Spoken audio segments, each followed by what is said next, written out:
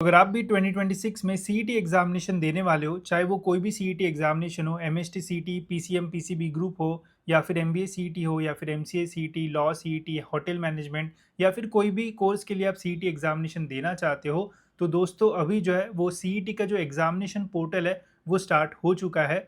इस पोर्टल में गाइस सबसे पहले हमें जो है वो अपना लॉगिन आईडी जो है वो क्रिएट करना पड़ता है एंड प्रोफाइल अभी हम जो है वो कंप्लीट कर सकते हैं एंड उसके बाद ही गाइज आप अपना जो एग्जामिनेशन के लिए रजिस्ट्रेशन है वो कर पाओगे। तो दो पार्ट में हमारा पूरा जो रजिस्ट्रेशन प्रोसेस है वो रहता है। इस वीडियो में मैं आपको पार्ट 1 जो है वो डिटेल में स्टेप बाय स्टेप जो है वो समझाऊंगा, ताकि आपको अपना एक लॉगिन आईडी एंड पासवर्ड जो है वो मिल जाए एंड आप जो है वो लॉगिन कर पाओ एंड देख पाओ कि आपके एग्जामिनेशन का जो रजिस्ट्रेशन प्रोसेस है वो स्टार्ट हुआ है या फिर नहीं। तो किस टाइप की प्रोसेस है, कैसे रजिस्टर करना है, सब कुछ हम जानेंगे इस वीडियो में। तो वीडियो पूरा एंड तक देखते रहिए। तो चलिए दोस्तों देखते हैं डिटेल में कि कैसे आपको अपना स्टेप 1 रजिस्ट्रेशन जो है वो कंप्लीट करना है। तो बहुत ही सिंपल प्रोसेस है, डिटेल में मैं आपको बताऊंगा, बस ध्यान से आपको सुनना है। तो आपको आ जाना है दोस्तों सीईटी सेल के ऑफिशियल वेबसाइट पे, लिंक मैं आपको डिस्क्रिप्शन में दे दूंगा। राइट हैंड साइड पे दोस्तों यहाँ पे ऑप्शन है सीईटी एग्जामिनेशन पोर्टल AY 2627। तो इसके ऊपर आपको क्लिक करना है। अगर आपको 26 में सीईटी देना है तो 26 27 पे आपको जो है वो क्लिक करना है। गलती से 25 26 पे क्लिक मत कर देना, नहीं तो ऑलरेडी क्लोज जो है वो लिख के आएगा। तो आपको फर्स्ट वाली इस लिंक पे जो है वो क्लिक करना है। इसके ऊपर क्लिक करने के बाद कुछ इस टाइप का इंटरफेस आएगा। अब यहाँ पे कुछ स्टूडेंट्स की ये डाउट हो सकता है कि लास्ट ईयर भी हमने सीईटी एग्जामिनेशन दी थी, तो क्या वही लॉगिन आईडी पासवर्ड हमें काम में आएगा?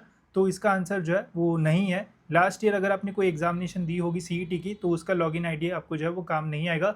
सभी स्टूडेंट्स को यहाँ पे जो है वो न्यू रजिस्ट्रेशन जो है वो करना है, तो इसका ध्यान रखना। तो यहाँ पे आने के बाद आपको जो है वो सिंपली रजिस्टर की बटन पे जो है वो कर देना है क्लिक।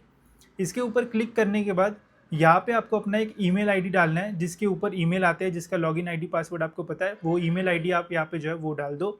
यहाँ पे आपको एक पासवर्ड जो है वो क्रिएट करना है। आप अपने मन से कोई भी पासवर्ड बना सकते हो जिसमें capital letter, small letter and कुछ special characters and letters, numbers हो, तो ऐसा आप पासवर्ड बना दो। वो सेम पासवर्ड आपको यहाँ पे डालना है। देन दोस्तों यहाँ पे आपको अपना फुल नेम डालना है। आपके आधार कार्ड पे जैसा आपका फुल नेम है सेम टू सेम यहाँ पे आपको वैसा जो नाम है वो डाल देना है। देन यहाँ पे आपको अपना जो डेट ऑफ बर्थ है वो आपको डालना है, खुद का जो भी स्टूडेंट है उसका डेट ऑफ बर्थ यहाँ पे आपको जो है वो डालना है। कोई लोग उसमें भी मिस्टेक करते हैं, तो यहाँ पे मिस्टेक मत करना। ये होने के बाद दोस्तों यहाँ पे आपको जो है वो रजिस्टर की बटन पे जो है वो करना है क्लिक। जैसे ये फिल कर दोगे तो ये ब्लू कलर का हो जाएगा एंड इसके ऊपर आपको क्लिक करना है। क्लिक करते ही दोस्तों यहाँ पे आपको ईमेल वेरिफिकेशन का जो ऑप्शन है वो आएगा। तो जो भी ईमेल आईडी आपने जो है वो डाला होगा उसके ऊपर आपको एक ईमेल आया होगा, उस ईमेल में आपको वेरीफाई ईमेल का एक ऑप्शन जो है वो मिलेगा। तो उस वेरीफाई ईमेल के ऊपर आपको क्लिक करना है। जैसे ही आप उसके ऊपर क्लिक करोगे तो वापस आपको इसी विंडो पे आना है एंड यहाँ पे क्या लिखा है, once the email is verified click here. ठीक है, तो इसके ऊपर आपको इसके ऊपर जो है वो क्लिक करना है। ठीक है, तो जैसे ही आपका रजिस्ट्रेशन हो जाएगा, ये रजिस्टर पे क्लिक करके आपका ईमेल वेरिफिकेशन आएगा, ईमेल को वेरीफाई कर देना है एंड फिर यहाँ पे आपको जो है वो क्लिक करना है। इसके ऊपर क्लिक करने के बाद गाइज कुछ इस टाइप का एक नोटिफिकेशन जो है वो आता है एंड यहाँ पे गाइज आपको बोला गया है कि आपका आधार कार्ड एंड अपार आईडी ऑथेंटिकेशन अभी जो है वो मैंडेटरी हो गया है। अब अपार आईडी कैसे बनाते हैं इसका वीडियो मैंने पहले से ही बनाया है। जितने भी सीईटी के स्टूडेंट्स हैं सभी को अपार आईडी बनाना पड़ेगा, तो वो वीडियो एक बार देख लो, उससे आपका प्रॉब्लम सॉल्व हो जाएगा। अपार आईडी को आपको जो है वो डिजी लॉकर में सेव करना है एंड आपके डिजी लॉकर में आपका आधार कार्ड भी जो है वो सेव रहना चाहिए। ठीक है, तो डिजी लॉकर में अकाउंट नहीं है तो बना लो, उसके अंदर आपका आधार कार्ड एंड अपार आईडी को जो है वो सेव कर लो। वो कैसे करते वीडियो में मैंने बताया है, वो जाके देख लो। अगर आपका पहले से ही सेव्ड है तो प्रोसीड टू डिजी लॉकर के ऊपर आपको जो है वो करना है क्लिक। इसके ऊपर क्लिक करने के बाद यहाँ पे आपको अपना आधार नंबर डालना है। ठीक है, तो ये सारा स्टूडेंट का ही रहेगा, पेरेंट्स वगैरह का आधार नंबर नहीं लगता है। स्टूडेंट का ही डिजी लॉकर रहना चाहिए एंड स्टूडेंट का ही यहाँ पे आपको आधार कार्ड का नंबर डालना है। वो नंबर यहाँ पे डालने के बाद आपको नेक्स्ट पे क्लिक करना है। तो आधार कार्ड के साथ जो नंबर लिंक होगा, मोबाइल नंबर, ठीक है, उस मोबाइल नंबर के ऊपर यहाँ पे आपको एक ओटीपी आएगा। तो हो सकता है कुछ स्टूडेंट्स के लिए जो 11th 12th में होंगे, 12th वाले बच्चे, उनके पापा क्या नंबर पे लिंक वगैरह हो सकता है आधार कार्ड, तो जो भी लिंक पे होगा मतलब आधार कार्ड, तो उसके ऊपर ओटीपी आएगा, वो ओटीपी आपको यहाँ पे डालना है एंड सबमिट के बटन के ऊपर जो है वो कर देना है क्लिक।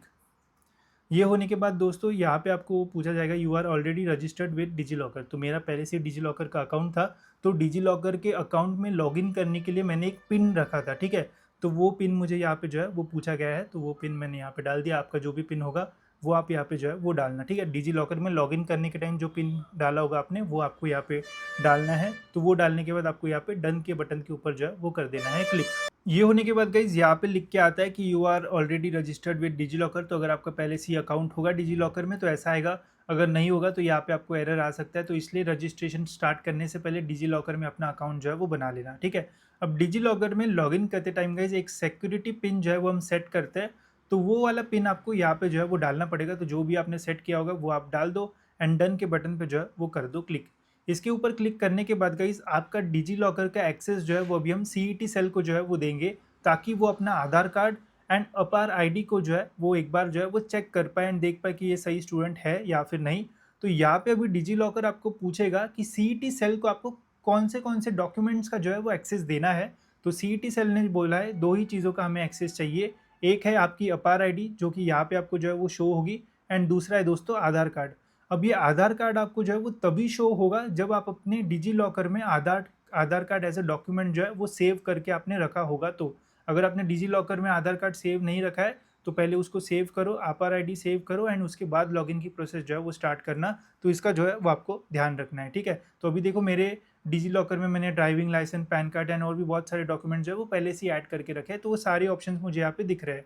अब सीईटी सेल को दो ही डॉक्यूमेंट्स के जो ये है राइट्स वो चाहिए, पहला है हमारा अपार आईडी एंड दूसरा है दोस्तों हमारा आधार कार्ड, ठीक है। तो यहाँ पे आपको जो है वो दो बॉक्सेस के ऊपर टिक करना है कि हाँ मैं इन दोनों का एक्सेस जो है वो सीईटी सेल को जो है वो दूंगा, ताकि हम अपना वेरिफिकेशन कंप्लीट कर पाए। तो इसमें अपार आईडी पे ऊपर आपको क्लिक करना है एंड आधार कार्ड के ऊपर जो है वो क्लिक करना है एंड वेरीफाई गो के लिए अलाउ यहाँ पे आपको जो है वो करना है क्लिक। अलाउ पे जैसे ही आप क्लिक करोगे तो ये डिजी लॉकर जो है वो प्रोसेस होगा एंड सीईटी सेल को जो है वो आधार कार्ड एंड अपार आईडी का जो एक्सेस है वो देगा वेरीफाई करने के लिए, ठीक है। ये होने के बाद गाइज फिर हमारी अभी प्रोफाइल कंप्लीट हमें जो है वो करना पड़ेगा। तो कुछ फिर इस टाइप का जो इंटरफेस है वो आपके स्क्रीन पे आपको देखने को मिलेगा। मोबाइल फ़ोन्स पे वगैरह जो है वो मत करना, वहाँ पे थोड़ा प्रॉब्लम आता है, लैपटॉप डेस्कटॉप पे ही करना तो बेटर रहेगा। नेट कैफ़े पे जाते हो तो उनको पहले कुछ समझ में नहीं आता है, बहुत गलत गलत कर देता है, तो ध्यान से देखना या फिर मेरा वीडियो देखना एंड वहाँ से आप कर लेना, खुद ही हो जाएगा आराम से, कोई प्रॉब्लम नहीं आएगा, ठीक है। अब यहाँ पे देखो नाम मेरा ऑटोमेटिकली आ गया क्योंकि आधार कार्ड से ऑटोमेटिकली उसने फेच कर लिया। डेट ऑफ बर्थ भी यहाँ पे ऑटोमेटिकली आ गया, आधार कार्ड का जो नंबर है वो भी ऑटोमेटिकली उसने फेच कर लिया डिजी लॉकर से, ठीक है। अब यहाँ पे है click here to view and copy APAAR ID, ठीक है। तो अगर आपको अपना आपार आईडी यहाँ पे डालना है, ठीक है, तो यहाँ पे आप क्लिक करोगे तो यहाँ पे आपका आपार आईडी का जो कार्ड रहता है ना वो आपको मिल जाएगा, जो कि मैंने वीडियो में बताया कि कैसे बनाना है, वो देख सकते हो आप। तो इसके ऊपर क्लिक करोगे तो आपको अपार आईडी दिख जाएगा। तो अपार आईडी का जो आईडी नंबर है, जो कोड है, जो कितने तो भी डिजिट्स का रहता है, वो आपको यहाँ पे जो है वो डालना है। वो डालने के बाद दोस्तों यहाँ पे आपको अपना मोबाइल नंबर जो है वो फिल कर देना है। तो कुछ इस टाइप के अगर आप क्लिक करोगे अपार आईडी से आईडी के ऊपर तो इस टाइप का डॉक्यूमेंट दिखता है, वो वाला आपको यहाँ पे नंबर डाल देना है, मोबाइल नंबर आपको यहाँ पे जो है वो डाल देना है, ठीक है। फिर इसके बाद गाइज यहाँ पे आपको अपना पर्सनल इन्फॉर्मेशन देना है। सबसे पहले पूछा है candidate name as per 10th और 12th मार्कशीट।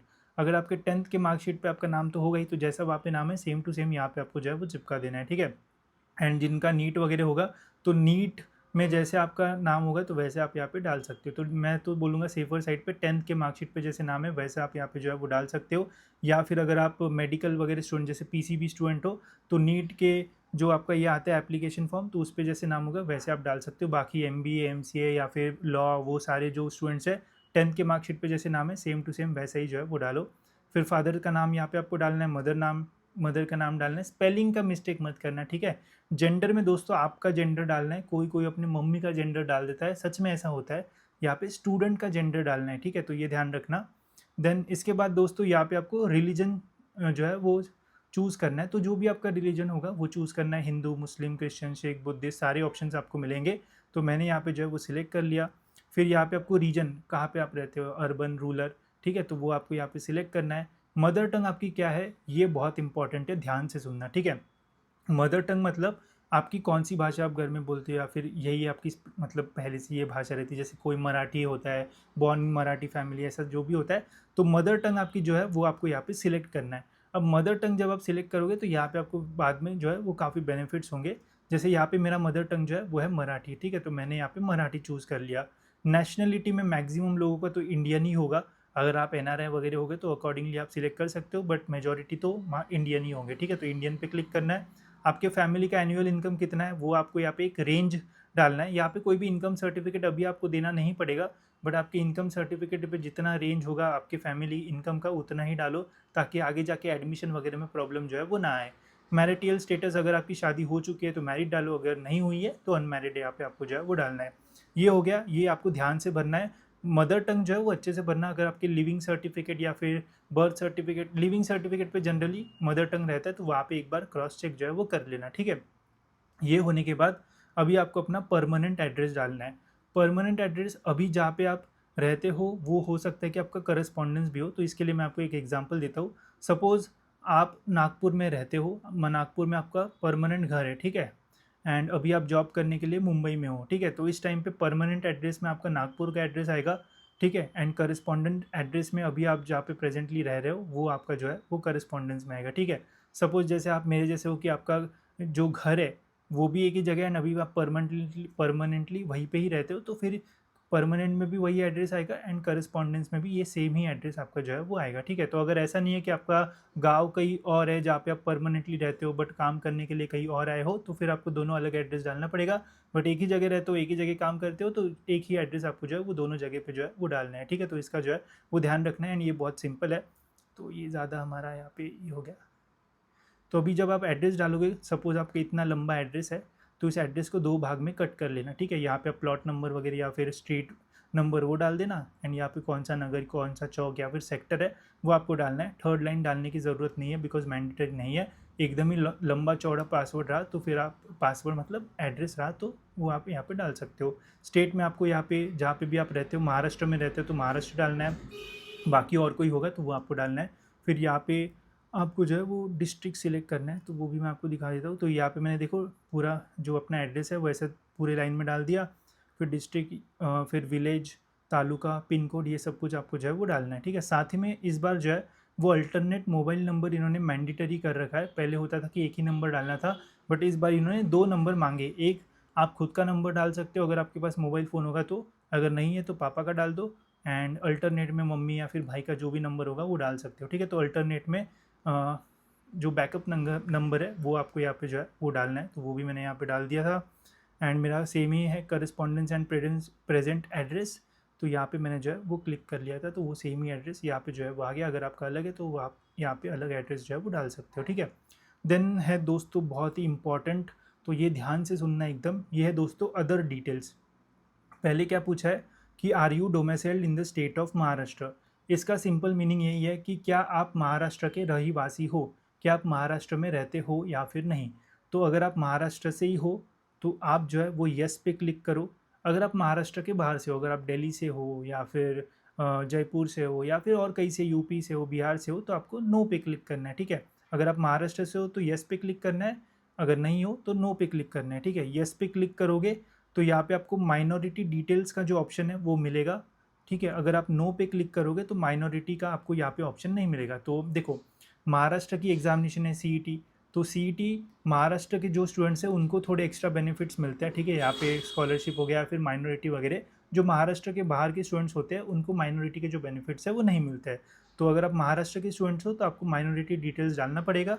अगर आप महाराष्ट्र के स्टूडेंट्स नहीं हो तो आपको माइनॉरिटी डिटेल्स का ऑप्शन ही जो है वो नहीं आएगा, ठीक है। तो जैसा भी है, येस है, नो है, वो आपको डालना है। तो मैंने यहाँ पे येस पे क्लिक किया है कि हाँ मैं महाराष्ट्र का स्टूडेंट हूँ या फिर महाराष्ट्र में रहता हूँ।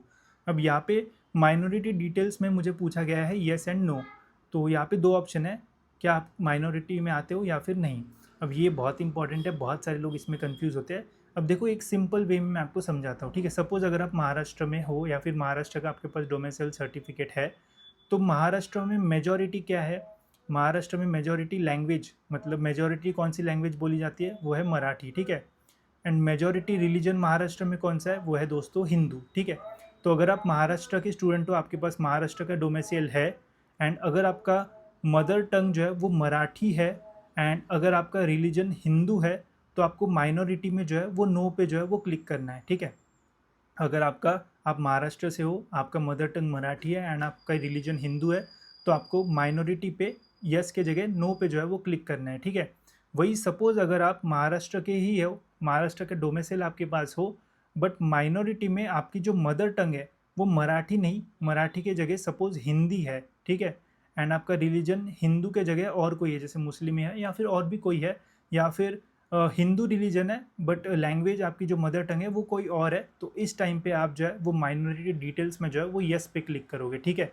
अब ये जो है वो बहुत इंपॉर्टेंट इसलिए बिकॉज जब आप एडमिशन लोगे तो कुछ कॉलेजेस जो है वो माइनॉरिटी कॉलेजेस होते हैं, तो वहाँ पे कम कट ऑफ में आपका एडमिशन जो है वो हो जाएगा, ठीक है। तो मैंने आपको बता दिया नो किसको क्लिक करना है एंड येस किसको क्लिक करना है, ठीक है। तो अगर आप येस पे क्लिक करते हो तो आपको यहाँ पे पूछा जाएगा कि आपका मदर टंग क्या है, तो येस पे क्लिक करोगे तो यहाँ पे मराठी के अलावा सारी लैंग्वेजेस आपको जो है वो देखने को मिल जाएगी, ठीक है। वही रिलीजन में यहाँ पे दोस्तों आपको हिंदू के अलावा सारा जो है रिलीजन वो देखने को मिलेगा, बिकॉज महाराष्ट्र में हिंदू एंड मराठी मेजोरिटी में आती है, बाकी सारी लैंग्वेजेस एंड रिलीजन जो है वो माइनॉरिटी में आती है, ठीक है। तो होप सो दोस्तों ये समझ में आ गया होगा, कुछ डाउट होगा तो कमेंट्स में मुझे पूछ लेना, ठीक है। ये हो गया। अब देखो मैं महाराष्ट्र का स्टूडेंट हूँ, मेरी मदर टंग मराठी है, मैं हिंदू रिलीजन से हूँ, तो मैंने माइनॉरिटी पे नो पे क्लिक किया है, ठीक है। फिर are you person with disability, क्या आपको कोई डिसेबिलिटी है, अगर होगी तो येस पे क्लिक करो, अगर नहीं है तो नो पे क्लिक करो। मैंने यहाँ पे नो पे क्लिक किया है। अगर आपको होगी तो येस पे क्लिक करो, अगर येस पे क्लिक करते हो तो यहाँ पे आपको टाइप ऑफ डिसेबिलिटी पूछा जाता है, ठीक है। तो किस टाइप की डिसेबिलिटी है, कितना परसेंट डिसेबिलिटी है, फिर उसका आपको यूआईडी नंबर ये सब कुछ जो है वो लगेगा। तो अगर आप डिसेबल पर्सन या फिर कुछ भी आपको प्रॉब्लम है तो आपको यहाँ पे डिटेल्स जो है वो देना पड़ेगा, तभी आपको बेनिफिट्स मिलेंगे, ठीक है। ये सब होने के बाद गाइज जो मेजॉरिटी स्टूडेंट्स है महाराष्ट्र का उनका ऐसा आएगा, yes I am student of Maharashtra, या फिर मेरे पास महाराष्ट्र का डोमिसाइल है, yes. Minority no, and person with disability no. फिर बाकी जो उनका होगा माइनॉरिटी वो उनका अलग रहेगा, ठीक है। यहाँ पे येस रहेगा एंड फिर उनका रिलीजियस एंड लिंग्विस्टिक वो सब रहेगा। इसके अलावा और एक चीज़ मैं बता देता हूँ जिसमें लोग जो है वो थोड़े कन्फ्यूज़ हो सकते हैं, तो वो है यहाँ पे लिंग्विस्टिक माइनॉरिटी मतलब लैंग्वेज की माइनॉरिटी होती है, ठीक है। और रिलीजियस माइनॉरिटी मतलब रिलीजन की माइनॉरिटी, तो ये ध्यान में रखना। अगर आपको मराठी के अलावा और कोई मदर टंग होगा तो वो लिंग्विस्टिक में आएगा, एंड रिलीजन हिंदू के अलावा कोई होगा तो वो रिलीजियस में आएगा, ठीक है। तो इसका ध्यान रखना। होप सो मैंने सब क्लियर किया होगा। बाकी फिर दोस्तों यहाँ पे अभी सिंपल सी चीज़ है, टेंथ की डिटेल्स हमें डालना है। तो सबसे पहले यहाँ पे आपका एसएससी में कब आपने पास किया था, टेंथ। टेंथ मैंने 2017 में पास किया था, आपने जब भी किया होगा वो आपको डालना है। टेंथ में मुझे 90.80% मिले थे, वो मैंने यहाँ पे डाल दिया। अगर आपका CGPA में होगा तो परसेंटेज में कन्वर्ट करके यहाँ पे जो है वो डाल देना। फिर कौन सा बोर्ड आपका था, तो मेरा महाराष्ट्र है, आपका जो भी होगा वो आपको यहाँ पे जो है वो डालना है। आउट ऑफ महाराष्ट्र स्टूडेंट्स भी CET एग्जामिनेशन दे सकते हैं, सभी ऑलमोस्ट सारी CET examination out of Maharashtra students जो है वो दे सकते हैं, ठीक है। तो वो बोर्ड आपको सिलेक्ट कर लेना है, तो मैंने सिलेक्ट कर लिया। फिर यहाँ पे मेरा टेंथ का स्कूल कहाँ पे था वो स्टेट मुझे सिलेक्ट करना है, ठीक है। तो वो मैंने यहाँ पे महाराष्ट्र सिलेक्ट कर लिया। एंड यहाँ पे दोस्तों एक बहुत ही इंपॉर्टेंट क्वेश्चन जिसको आपको ध्यान से क्लिक करना है, नहीं तो आगे जाके प्रॉब्लम होगा। यहाँ पे क्या लिखा है, आर यू अपियरिंग और appeared for 12th HSC engineering diploma examination in 2026। तो इसमें बोला गया है कि क्या आप इस साल 2026 में 12th की कोई एग्जामिनेशन देने वाले हो, 12th की बोर्ड्स की एग्जामिनेशन, या फिर इंजीनियरिंग का जो पॉलिटेक्निक वाला डिप्लोमा होता है उसका कोई फाइनल ईयर एग्जामिनेशन देने वाले हो या फिर नहीं। तो जो स्टूडेंट्स MBA वगैरह के लिए अप्लाई कर रहे होंगे, MCA जो PG कोर्सेज है, उनका यहाँ पे जो है वो नो आएगा, बिकॉज उनका तो 12th का एग्जामिनेशन पहले ही जो है वो हो गया होगा, ठीक है। अगर आप MHT CET PCM PCB group examination के लिए रजिस्टर कर रहे हो तो इस साल आप 12th दे रहोगे मोस्ट प्रोबेबली, तो यहाँ पे आपका जो है वो येस आएगा, ठीक है। तो अगर आपका 12th 2026 के पहले हो गया तो सिंपली नो पे क्लिक कर लो, अगर आपका 12th का एग्ज़ाम 2026 में है तो सिंपली येस पे क्लिक कर लो, बस इतना ही करना है, ज़्यादा दिमाग लगाने की ज़रूरत नहीं है। अगर यहाँ पे आप येस पे क्लिक करते हो तो आपको कुछ नहीं आएगा, डायरेक्ट आपको इसके ऊपर क्लिक करके जो है वो सेव चेंजेस पे क्लिक कर देना है। अगर आपका 12th 2026 के पहले हुआ है तो यहाँ पे जब आप नो पे क्लिक करोगे तो देन दोस्तों यहाँ पे आपको जो है वो और चीज़ें जो है वो पूछी जाएगी। अगर आप येस पे क्लिक करते हो तो कुछ पूछा नहीं जाएगा कि हाँ हम देने वाले 26 में एग्ज़ाम, इस पे ऊपर क्लिक करके सेव चेंजेस आपका हो गया रजिस्ट्रेशन। बट अगर आपका 26 के पहले हुआ है 12th, तो देन यहाँ पे आपको 12th की डिटेल्स भी जो है वो पूछी जाएगी। 12th में क्या पूछा जाएगा कि आपका 12th का जो पासिंग ईयर है वो क्या है। तो मेरा था दोस्तों 12th का पासिंग ईयर 2019, तो वो मैंने डाल दिया। कौन सा बोर्ड था, मेरा महाराष्ट्र बोर्ड था। अगर आपका डिप्लोमा वगैरह होगा तो यहाँ पे आपको MSBT बोर्ड जो है वो सिलेक्ट करना है, तो वो आपको मिल जाएगा। देन कितने मार्क्स आपको जो है वो मिले थे, तो सबसे पहले परसेंटेज में था या फिर CGPA, वो आपको सिलेक्ट करना है। मेरा तो परसेंटेज ही था, 650 में से मुझे 504 मिले थे, 77.54 मेरा परसेंटेज था। आपका जितना भी होगा वो आपको यहाँ पे जो है वो डालना है। ये होने के बाद गाइज़ यहाँ पे आपको जो है वो चेक बॉक्स पे जो है वो क्लिक करना है, ठीक है। तो ये एडिशनल है, जो पीजी के लिए अप्लाई करेंगे उनका 12th पहले ही हुआ होगा, जो यूजी कोर्सेज़ के लिए सीईटी दे रहे हैं उनका नहीं हुआ होगा, ठीक है। सिंपल ये मैंने आपको समझा दिया।